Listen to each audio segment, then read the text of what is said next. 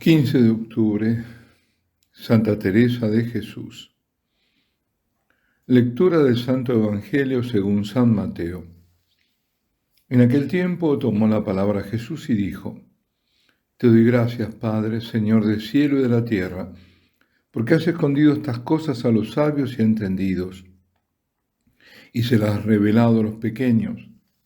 Sí, Padre, así te ha parecido bien. Todo me ha sido entregado por mi Padre, y nadie conoce al Hijo más que el Padre. Y nadie conoce al Padre sino el Hijo, y aquel a quien el Hijo se lo quiera revelar. Venid a mí todos los que estáis cansados y agobiados, y yo os aliviaré. Tomad mi yugo sobre vosotros, y aprended de mí, que soy manso y humilde de corazón. Y encontraréis descanso para vuestras almas, porque mi yugo es llevadero y mi carga ligera. Palabra del Señor. La primera lectura de esta misa de la fiesta de Santa Teresa, propia del día que celebramos, está sacada de un libro sapiencial, el Eclesiástico, que a veces lo habrán visto como Sirácida, porque se lo atribuye a Jesús o José ben Sirá o ben Será del siglo II a.C. Bueno, el nombre eclesiástico se debe al uso que de él se hacía en la Iglesia, especialmente en la instrucción de los catecúmenos que iban a ser bautizados. Y en el primer versículo de la lectura de hoy leemos: Así obra el que teme al Señor, el que observa la ley alcanza la sabiduría. Esto se repetirá de distintas maneras en el Antiguo Testamento. El temor del Señor es el principio de la sabiduría. Ahora, ¿por qué se ha elegido mencionar la sabiduría en esta fiesta? Desde luego, por la ciencia divina que nos enseña esta gran santa, Santa Teresa, por el don extraordinario de sabiduría con que la dotó Dios. Y dice también este texto: al que teme al Señor, Dios lo alimenta con pan de inteligencia y le da a beber agua de sabiduría. Es decir, el alma se alimenta y se deleita con los dones de la sabiduría. El espíritu se ve elevado por ella porque aprende a saborear las cosas de Dios. Y si a Teresa le fue revelada aquella ciencia y le hizo sabia y entendida, fue por saber ser pequeña ante su Señor. Y Jesús quiso revelarle a Teresa secretos de Dios que sirvieron a su santidad y a la de muchos más. La vida de Santa Teresa de Jesús es una vida luminosa, un camino de gran perfección hasta la íntima unión con Dios, de virtudes heroicas, de continuas pruebas, de grandes experiencias místicas y carismas, y de amor desbordante. Es la vida de una grandísima santa, siempre de buen humor, conservando el sosiego en momentos en que todos lo perdían y transmitiendo además de paz, alegría. No permitía que hablaran mal de nadie en su presencia, y siempre dispuesta a perdonar. Y mucho hubo de perdonar, porque muchas fueron las injurias. Fue la gran reformadora del Carmelo, fundadora de las religiosas y frailes carmelitas descalzos.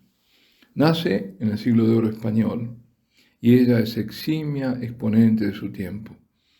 En 1492 se había concluido la Reconquista. Reinaban los reyes católicos. Era descubierta América.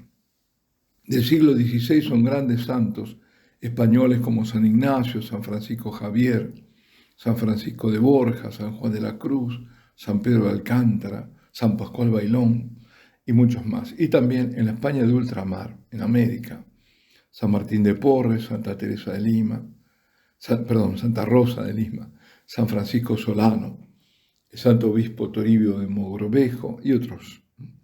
España tenía entonces unos 9 millones de habitantes.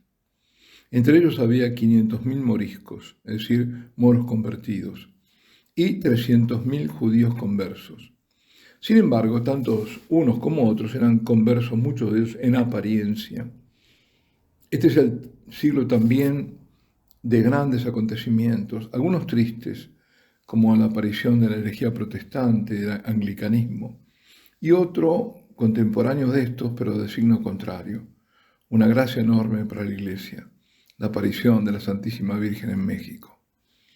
España tuvo que verse enfrentada al protestantismo que de Alemania sobre todo se extendía por toda Europa. Para evitar que estas ideas entraran en España se fundó la Inquisición. Los moros asolaban las costas españolas desde África, los piratas asaltaban los barcos que venían de América.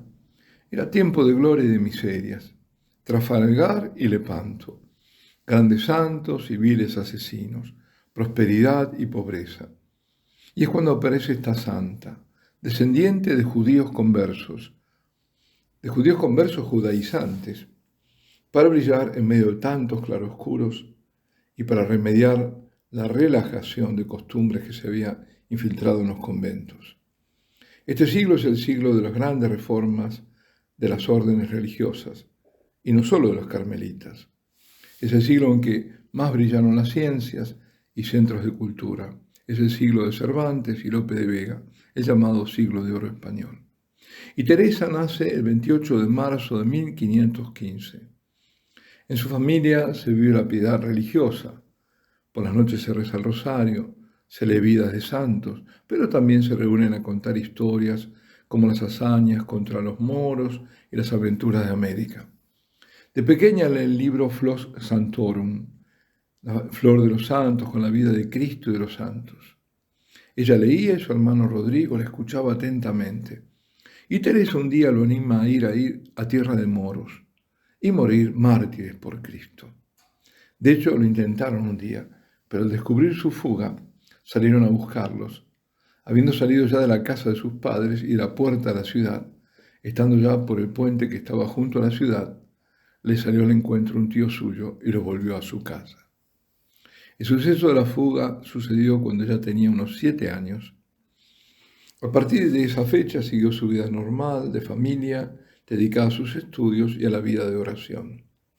A los 13 años, estando en plena adolescencia, con la inteligencia muy despierta, mucha afectividad, muchas ganas de saber, comenzó a leer libros románticos y empezó, como ella misma dice, a gastar muchas horas del día y de la noche en tan vano ejercicio, aunque escondida de mi padre.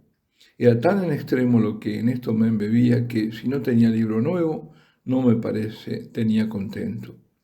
Esto nos llevó a alejarse de las oraciones y a buscar las vanidades del mundo, y así entre los 13 y los 15 años, por leer tantos libros de amores con una pasión exagerada y escondida de su padre, se fue enfriando espiritualmente.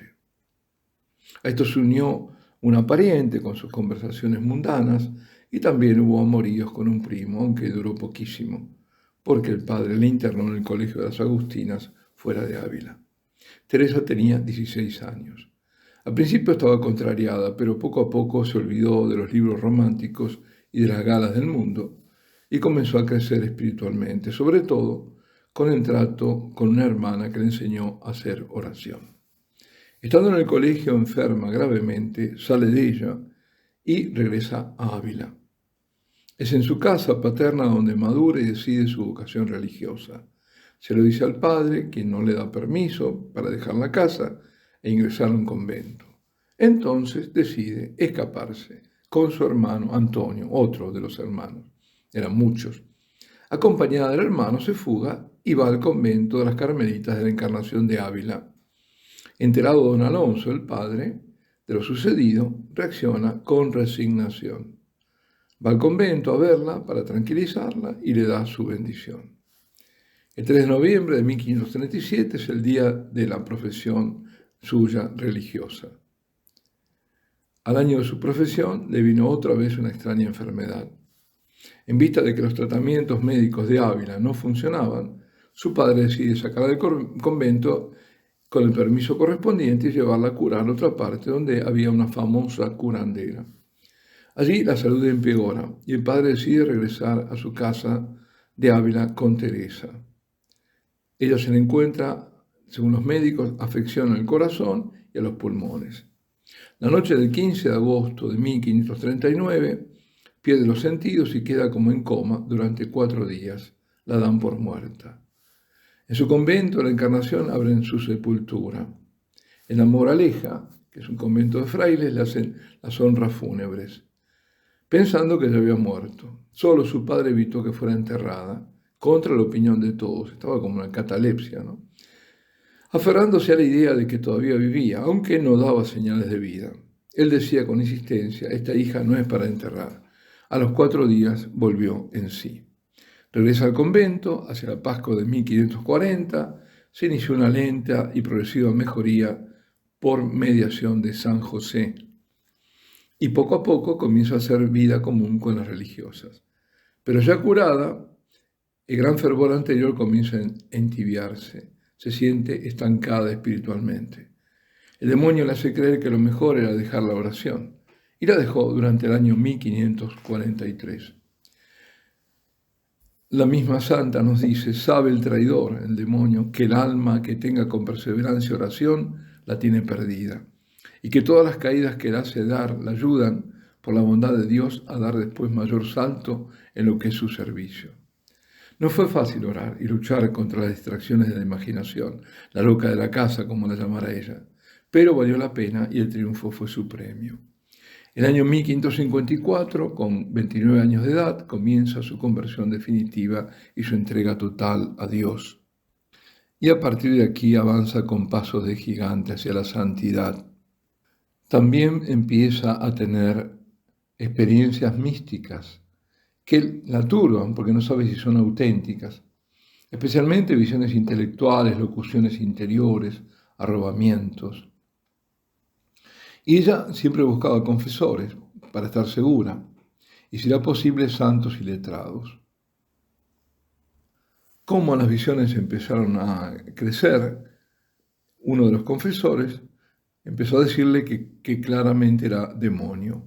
Dice, mandándome que ya que no había remedio de resistir, que siempre me santiguase cuando alguna visión viese y diese y rechazara, porque tuviese por cierto que era demonio. Entre 1558 y 1560 tuvo muchos arrobamientos, ímpetus, raptos de amor y también la experiencia de la transverberación. Según cuenta la santa, en una visión de un ángel, no era grande, dice, sino pequeño, hermoso, mucho, el rostro encendido, que parecía de los ángeles muy subidos, que parecen todos se abrazan. Deben ser los que llaman querubines, que los nombres no me lo dicen. Veo que en el cielo hay tanta diferencia de unos ángeles a otros y de otros a otros que no lo sabría decir. Veíale en las manos un dardo de oro largo y al fin del hierro me parecía tener un poco de fuego. Este me parecía meter por el corazón algunas veces y que me llegaba a las entrañas. Al sacarle me parecía la llevaba consigo y me dejaba toda abrazada en amor grande de Dios. Era tan grande el dolor que me hacía dar aquellos quejidos y tan excesiva la suavidad que me pone este grandísimo dolor que no hay que desear que se quite, ni se contenta el alma con menos que Dios. No es dolor corporal, sino espiritual, aunque no deja de participar el cuerpo algo, y aún harto. Es un requiebro tan suave que pasa entre el alma y Dios, que suplico yo a su bondad lo dé a gustar a quien pensare que miento. Los días que duraba esto andaba como embobada. No quisiera ver ni hablar, sino abrazarme con mi pena, que para mí era mayor gloria que cuantos hay en todo lo criado. La gracia de la transverberación se repitió varias veces. Hay una maravillosa escultura en mármol de Bernini sobre la transverberación, también llamada del éxtasis de Santa Teresa. Está en Roma, en la iglesia de Santa María de la Victoria. Bueno, a la santa no le faltaron duras pruebas y sufrimiento. Algunos de sus confesores no creían en sus visiones, en misticismos, y la hacían dudar y la desanimaban. Y razones no faltaban, porque había vivido un fraude muy grande, una Sor Magdalena de la Cruz, que durante 40 años había engañado a todos que la creían santa. Al final fue enjuiciada por la Inquisición y ella se arrepintió y declaró en su apuración pública que a los 12 años había hecho un pacto con el demonio y que toda la vida había aparentado ser santa sin serlo. Bueno, hubo otros casos también. Por lo tanto, los confesores eran más que prudentes y decían, no, esto no, desconfiaban. Y llegó a haber una junta de teólogos para estudiar el caso de la Madre Teresa. Y hubo consenso. Según su parecer, Lo que le pasaba a la Madre Teresa era obra del demonio. Así que ella comenzó a dudar, ¿eh? Pero el Señor la devolvió a la paz, reafirmándole: no hayas miedo, hija, que yo soy y no te desampararé, no temas. Bueno, entre los que conoció la Santa Madre fue San Pedro de Alcántara, otro grandísimo santo, franciscano. Ella tuvo mucha amistad, se encontró varias veces con él. Él le recomendó fundar conventos sin renta y le aseguró que iba por buen camino. Cuenta Santa Teresa que San Pedro era de grandísimas mortificaciones y penitencias, y lo describe así: era muy viejo cuando le vine a conocer, y tan extrema su flaqueza que no parecía sino hecho de raíces de árboles. Con toda esta santidad era muy afable, aunque de pocas palabras, si no era con preguntarle. En estas era muy sabroso porque tenía muy lindo entendimiento. Fue su fin como la vida, predicando y amonestando a sus frailes. Después de muerto, dice, lo he visto muchas veces con grandísima gloria. Díjome la primera que se me apareció, que bienaventurada penitencia, que tanto premio había merecido, y otras muchas cosas. Bueno, empieza en la santa sus ansias de reforma, porque ve cómo ha decaído la religiosidad, la relajación, cómo algunas religiosas vivían como ricas, con empleadas y buena comida, mientras otras debían buscarse los alimentos, casi de limosna, pues cada una debía buscarse la comida, dada la pobreza del monasterio. Por otra parte, había mucha relajación en cuanto al silencio, a la vida de oración. Y a esto se añadió el fuerte deseo que Dios le inculcó de hacer algo para remediar tanto mal que hacían los protestantes en Europa. Y para ello determinó llevar una vida religiosa más perfecta. Ella misma nos lo dice: en este tiempo vinieron a mi noticia los daños de Francia y el estrago que habían hecho estos luteranos y cuánto iba en crecimiento esta desventurada secta. Hoy, ¿qué dirían hoy? No? Hoy no se puede decir estas cosas. Díome gran fatiga y como si yo pudiera algo, fuera algo, lloraba con el Señor y le suplicaba remediase tanto mal. Parecíame que 1000 vidas pusiera yo para remedio de un alma de las muchas que allí se perdían. Y determiné hacer ese poquito que era en mí, que seguir los consejos evangélicos con toda la perfección que yo pudiese y procurar que estas poquitas que están aquí hiciesen lo mismo, es decir, las otras monjas, confiadas en la gran bondad de Dios, que nunca falta de ayudar a quien por él se determina a dejarlo todo. Y comienza su reforma, pero la cosa no fue fácil. Mucho hostigamiento, contradicciones, oposiciones, burlas a la reforma que ella proponía, dificultades de todo tipo. Hasta que llega el primer monasterio, San José de Ávila, en 1562, que comenzó con 4 aspirantes y entronizando el Santísimo Sacramento. Pero también pronto vino la oposición al monasterio para que lo quitaran. Es que el demonio nunca duerme. La comunidad, con su priora, que era ella, seguían sujetas a los superiores carmelitas calzados, aunque el convento estaba bajo la autoridad del obispo. Pero los conflictos eran muy grandes entre esta reforma y los que ya estaban. Recién en 1567, el general de la orden le da permiso a la madre para fundar nuevos conventos en cualquier parte del reino de Castilla y al mismo tiempo le otorgaba autonomía. Solo dependerían de él. Durante los viajes para las fundaciones pasó por muchas penurias. Tuvo mucho que sufrir por no encontrar comida, tener que alojarse en malas posadas y por muchos accidentes y malos momentos que ella soportaba admirablemente. Y fue fundando conventos unos tras otros en las 2 Castillas y en Andalucía. Tenía la Madre Teresa 52 años cuando comienza su aventura de fundadora. El conflicto con los calzados fue muy grande, muy grande. Incluso hubo sacerdotes descalzos como Gracián, Antonio de Jesús, Mariano, Juan de la Cruz, santo, que fueron recluidos. Hasta la santa tuvo que apelar al rey Felipe II, que tomó cartas en el asunto para apoyar a los descalzos. Bueno, hay mucho más para decir. En total, 17 fueron los conventos fundados por la santa. El primero, en 1562, San José de Ávila. El último en Burgos, San José de Santa Ana, en 1582. Después de la fundación de este último, la madre, que pensaba ir a Ávila, donde era oficialmente la priora del convento, al final tiene que detenerse en Valladolid y pasa después por Medina del Campo y termina desviada. Yo me ahorro muchísimo porque es tanto lo que hay para decir. Desviada a Alba de Tormes porque la duquesa Alba había pedido que ella estuviera ahí. Y bueno, ahí es donde muere ella. El jueves 4 de octubre de 1582, tras haber estado 5 días en cama, entregó su alma al Señor como hija de la Iglesia. Muere el 4 de octubre. Al día siguiente, 15 de octubre, y no me equivoco, no fue 5 de octubre, no existió 5 de octubre de 1582, porque hubo un reajuste realizado en el calendario por el Papa Gregorio XIII. De ahí cambió del juliano al gregoriano, y fue justamente ese segundo día, el 15 de octubre, sepultada en el coro bajo de la comunidad. Habría infinidad de cosas para decir, como por ejemplo la bilocación, los éxtasis, la levitación, la ciencia infusa, el don de profecía, conocimiento sobrenatural, todo. Vamos a terminar con las poesías místicas y mencionando brevemente las obras de ella.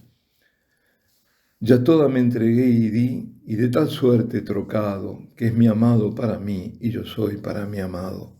Vivo sin vivir en mí, y tan alta vida espero, que muero porque no muero. Y sigue, por supuesto. Y aquella otra tan famosa, nada te turbe, nada te espante, todo se pasa, Dios no se muda, la paciencia todo lo alcanza, quien a Dios tiene, nada le falta, solo Dios basta. La santa es canonizada en 1622 por el Papa Gregorio XV, en unión con Isidro Labrador, Ignacio Loyola, Francisco Javier y Felipe Neri. Es patrona de España. Pablo VI la declara doctora de la Iglesia en 1970. En su obra tenemos el libro de la vida, es el primero que escribe, es más espontáneo, es más fresco, es reflejo de su personalidad, su experiencia humana y sobrenatural. Luego está El Camino de Perfección, una guía de espiritualidad que está dirigida a las monjas del monasterio de San José de Ávila, y el otro famoso Castillo Interior, o llamado también Las Moradas. Es el culmen de esta escritura literaria mística de Santa Teresa. Fue escrita cuando llevaba probablemente más de 10 años recibiendo visiones, experiencias espirituales. Y la compuso en el convento carmelita de Toledo, a petición de los superiores como guía para toda la comunidad. Tras una visión se le aparece la estructura de la misma, que está levantada para describir el camino del crecimiento espiritual, como un castillo, todo de diamante, muy claro cristal, a donde hay muchos aposentos. Así como en el cielo hay muchas moradas. Para alcanzar la unión divina, la gracia completa, hay que superar 7 pruebas, moradas o paradas. Las 3 primeras pretenden abandonar todas las cosas terrenales. Las 3 siguientes inciden en la iluminación para llegar a la unión mística en la última. Alabado sea Jesucristo. Santa Teresa de Jesús ruega por nosotros. Y la bendición de Dios Todopoderoso, Padre, Hijo y Espíritu Santo, descienda sobre vosotros y permanezca para siempre.